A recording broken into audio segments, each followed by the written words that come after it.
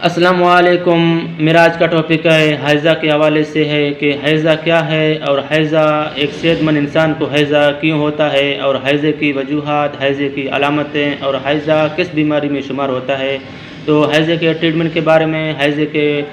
بیماری کے بارے میں میرا آج کا ٹاپک ہے کہ ایک صحت مند انسان کو ہیضہ ہونے کی وجوہات، اس کی علامتیں، اس کی خرابیاں کیوں ہو جاتے ہیں، کس وجہ سے ہو جاتے ہیں، معدہ کتنا جان لیوا بیماری ہے اور معدے کے ٹریٹمنٹ کے بارے میں، معدے کے وجوہات اور اس کے علاج کے بارے میں میرا آج کا ٹاپک ہے۔ تو برائے مہربانی ہیضے کے بارے میں سمجھنے کے لیے آپ میرے اس ویڈیو کو آخر تک دیکھیں اور اعظم میڈیکل یوٹیوب چینل کو سبسکرائب کریں، کیونکہ میں ہر روز نئے میڈیسنز کے بارے میں، ہر روز نئے ڈائگنوسس کے بارے میں آپ کے لیے ویڈیوز اپلوڈ کرتا ہوں۔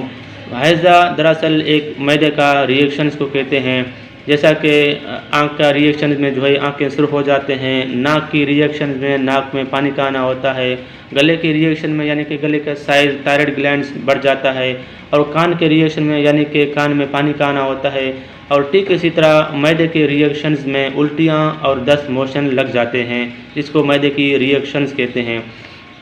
اور معدے کی ریئیکشنز یعنی کہ خوراک کی وجہ سے یا پھر بد ہضمی کی وجہ سے معدے کے ریئیکشنز ہو جاتے ہیں، اور ہیضہ الٹی کے ساتھ ساتھ دست موشن لگ جاتے ہیں۔ اگر آپ کے معدے میں دست موشن آپ کو لگ جائے تو ایک دست موشن میں 1 گلاس پانی کی کمی رہے گی، 2 بار دست موشن میں آپ کو 2 گلاس پانی کی کمی رہے گی، اور 3 بار موشن کرنے میں، لوز موشن کرنے میں آپ کو 3 گلاس پانی کی ضرورت پڑے گی۔ اور ٹھیک اسی طرح موشن پہ موشن ہوتے رہنے کے بعد آپ کو 1 گھنٹے کے اندر آپ کو بالکل ہیضہ بیہوش کرے گا، اور آپ کے جسم میں سانس نہیں رہے گا، آپ کا بلڈ پریشر بالکل 0 میں آ جائے گا۔ تو پھر آپ کو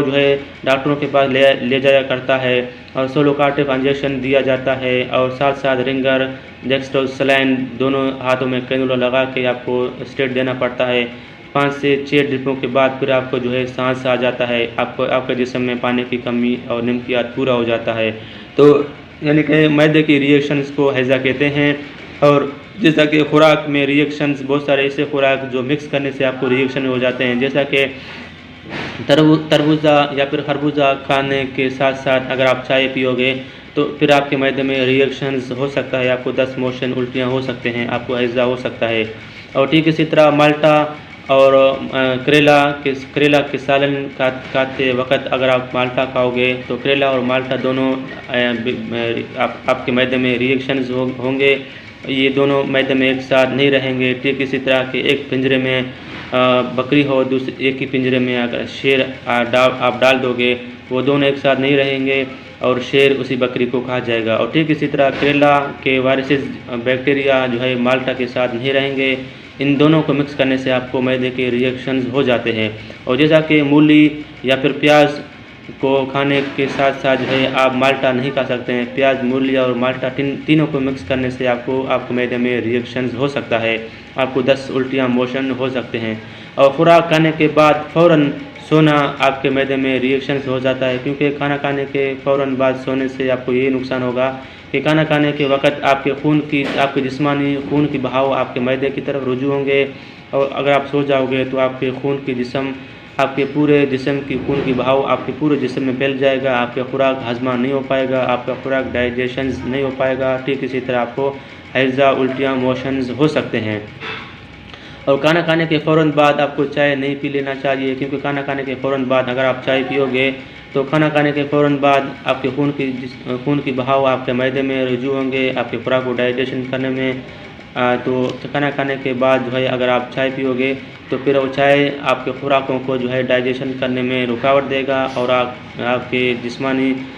بد ہضمیاں، کٹے ڈکاریں اور معدے کی السر جیسے بیماریاں ہو سکتے ہیں، اور آپ کو ہیضہ بھی ہو سکتا ہے، آپ کو الٹی بھی ہو سکتا ہے۔ اور بہت سارے خوراک مکس کرنے میں آپ کو بد ہضمیاں، کٹے ڈکارے آ جاتے ہیں، جیسا کہ کھانا کھایا، کھانا کھانے کے بعد آپ نے بریانی کھایا، بریانی کے بعد آپ نے کولڈ ڈرنک پیا، کولڈ ڈرنک کے بعد آپ نے پھر چٹپٹی چیزیں کھایا، یا ہو سکتے آپ نے پھل فروٹیں کھایا، پھل فروٹیں کے بعد پھر ہو سکتے آپ نے چائے پیا یا کوئی لسی پیا۔ ایسے بہت سارے مکس خوراک کھانے سے آپ کو بد ہضمیاں، آپ کو ہیضہ ہو سکتا ہے۔ اور اس کے بعد کھانا کھانے کے فوراً بعد دودھ پینے سے بھی آپ کو ہیضہ ہو سکتا ہے، آپ کے معدے میں ریئیکشنز ہو سکتا ہے۔ جیسا کہ گوشت کھایا، گوشت کے بعد یا پھر کریلا کھایا، کریلا کا سالن یا پھر بھنڈی کے سالن کھانے سے، یا پھر پالک کے کھانا سالن کھانے کے ساتھ ساتھ جو ہے آپ نے فوراً دودھ پیا تو پھر آپ کو دس موشن الٹیاں آپ کو ہیضہ ہو سکتا ہے۔ ناشتے میں انڈے، چھولے اور چائے، یہ تینوں خوراک مکس کرنے میں جون جولائی میں اکثر جو ہے گرمی کی وجہ سے، تو پھر انڈا بھی گرم ہے، چھولا بھی گرم ہے، چائے بھی گرم ہے، پتی بھی گرم ہے، اور جون جولائی کے موسموں میں جو ہے موسم بھی گرم ہے۔ ان تینوں خوراک کو ناشتے میں مکس کرنے کے ساتھ ساتھ آپ کو ہیضہ، لوز موشن الٹیاں ہو سکتے ہیں۔ اور افطاری میں جو ہے بہت سارے خوراک کھانے سے، جیسا کہ افطاری میں پھل فروٹیں کھایا، پھل فروٹوں کے بعد پھر جو ہے چائے پیا، پھل فروٹ کے ساتھ ساتھ چائے پینے سے جو ہے آپ کو معدے کی خرابیاں ہو سکتے ہیں، آپ کو السریشن جیسے مسئلے آ سکتے ہیں۔ اور اس کے بعد جو ہے پھل فروٹوں کے بعد جو ہے آپ 3 سے 4 گلاس پانی پیتے ہو، تو اسی طرح آپ کے معدے میں لوڈ وزن آئے گا، آپ کے معدے میں ابڑ گبڑی آ جائے گی اور آپ کو ہیضہ ہو سکتا ہے۔ اگر آپ کو میرا ویڈیو اچھا لگے تو برائے مہربانی میرے اس ویڈیو کو اپنے دوستوں کو فیس بک میں، واٹس ایپ میں شیئر کریں۔ شیئر کرنے سے آپ کے دوستوں کو بھی علم کی اضافی ہو جائے گی۔ اور ٹھیک اسی طرح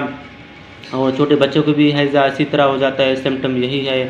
اور بڑے بندوں کو بھی ہیضہ اسی طرح ہوتا ہے، سمٹم یہی ہے۔ اور ابھی آپ کو میں اس کا ڈوز بتاؤں گا، اس کے علاج بتاؤں گا، اس کے ٹریٹمنٹ بتاؤں گا کہ ہیضہ اگر آپ کو ہو جائے تو آپ کو جو ہے سب سے پہلے 2 کیپسول اموڈیم کا کھا لینا چاہیے، اور اس کے بعد فلیجل انجیکشنز آپ کو سلو اسٹیٹ دینا چاہیے، اور اس کے بعد کلیفرام انجیکشنز نارمل سلینڈ کے اندر آپ کو اسٹیٹ دینا چاہیے، اور اس کے بعد جو ہے آپ کو